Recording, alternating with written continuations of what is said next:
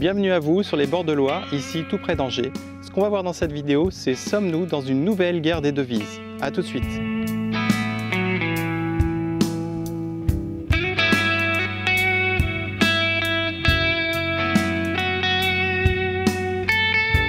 Alors aujourd'hui, comme vous le voyez, on est au mois de septembre, il y a quand même pas mal de soleil. J'avoue que je vais peut-être pas rester très longtemps ici, mais le sujet que je voulais aborder avec vous aujourd'hui, c'était la guerre des devises. Pourquoi je vous parle de ça? Puisqu'on est rentré depuis quelques années, depuis à peu près 2010, dans une certaine guerre des devises. Alors comment on peut voir qu'on est dans une guerre des devises? C'est tout simplement qu'on voit de plus en plus de devises dévissées. On a eu le cas de la Russie, on a eu le cas du Venezuela, on a eu le cas du US dollar qui a pas mal fluctué ces derniers temps.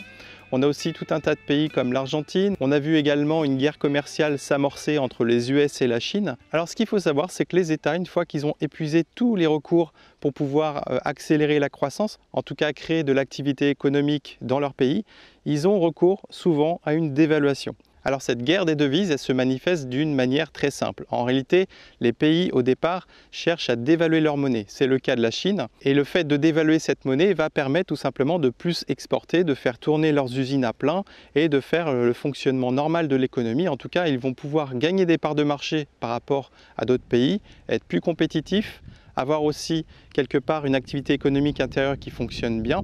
Et donc cette arme, la dévaluation, est vraiment quelque chose d'intéressant dans certains cas. Alors l'avantage de cette dévaluation monétaire, même si c'est une dévaluation donc de l'inflation, elle va créer une croissance. Elle peut être un petit peu artificielle, mais ça va faire tourner un petit peu l'économie locale. Ça a un autre avantage, c'est que ça permet aussi de dégonfler les dettes. Si vous avez aujourd'hui des dettes dans votre monnaie locale, ça permet tout simplement de dégonfler la dette puisque l'inflation va venir un petit peu ronger l'épargne des épargnants. Et à ce moment-là, en fait, le poids de la dette va être de plus en plus faible. Donc ça, c'est un autre avantage. Ça vient aussi stimuler les entreprises, ça vient stimuler l'investissement, donc c'est quand même quelque chose d'assez positif. Maintenant, il y a 4 manières de pouvoir dévaluer. La première manière, c'est d'acheter des obligations dans d'autres devises. C'est le cas des Chinois qui achètent massivement les obligations américaines. De cette sorte, en fait, ils dévaluent artificiellement leur yuan. Ils convertissent leur yuan en dollars et à ce moment-là, ça vient baisser artificiellement le yuan, ce qui veut dire que leurs produits sont compétitifs et à ce moment-là, les Américains peuvent acheter tous les produits chinois. Donc ça, c'est un exemple.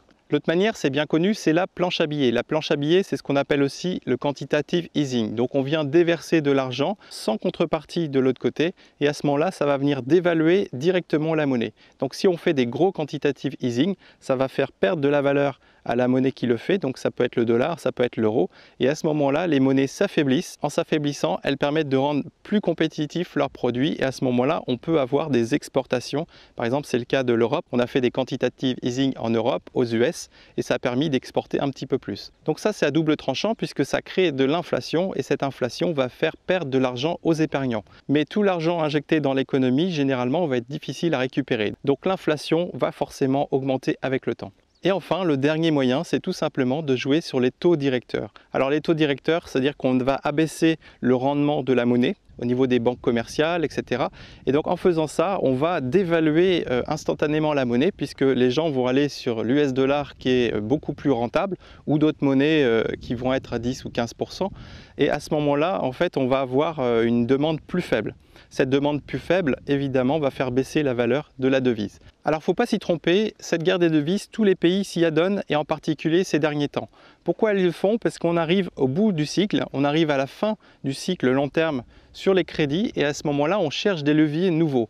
Un des leviers les plus faciles, vous l'avez compris, c'est de dévaluer sa monnaie. Le problème, c'est que tout le monde le fait en même temps et donc on a une dévaluation qui est de plus en plus rapide, qui s'accélère avec le temps et on est rentré dans une phase de guerre des devises. Et c'est-à-dire que chacun cherche à rendre sa devise de plus en plus faible par rapport aux autres pour pouvoir avoir des marges de manœuvre un peu plus importantes, avoir un peu plus de croissance et stimuler un petit peu l'économie. Alors la guerre des devises, c'est Jim Rickards qui en a parlé il y a quelques années. Vous pouvez commander un excellent bouquin de Jim Rickards qui est La mort des monnaies. Donc ça explique bien que si on dévalue de plus en plus, au final, on arrive à la fin de la monnaie papier, c'est-à-dire qu'elle ne vaut plus rien. Et ce qu'on voit aussi, c'est que cette guerre s'intensifie. On voit des problèmes sur la Turquie, on voit les problèmes sur le Venezuela, sur l'Argentine, sur tout un tas de pays et on voit que ça se ressent de plus en plus vers l'Europe. Donc si vous voulez protéger un petit peu votre patrimoine, en tout cas votre capital financier, l'idée c'est de vraiment comprendre comment fonctionne cette guerre des devises et surtout quels sont les enjeux de cette guerre.